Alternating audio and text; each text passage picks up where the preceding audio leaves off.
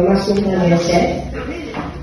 וכמו ששאלתי ככה, חשוב לי לדעת, כולם פה אוהבים מוזיקה, מחוברים למוזיקה, אז בעצם אני רוצה היום לדבר על הכוחה של המוזיקה.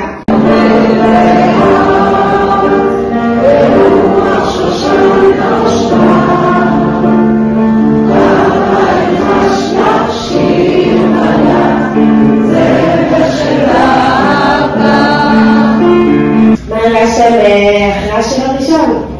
קודם כל, מה היה השיר? לא מספיק לשיר. חשבתי שזה ככה מתאים כבר להכניס את זה? שמחה. שמחה. מדברת על רגש, נכון, מאוד. אני אספר לכם עוד משהו מעניין על מוזיקה במסעדה.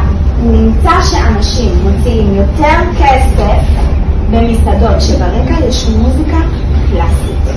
למה?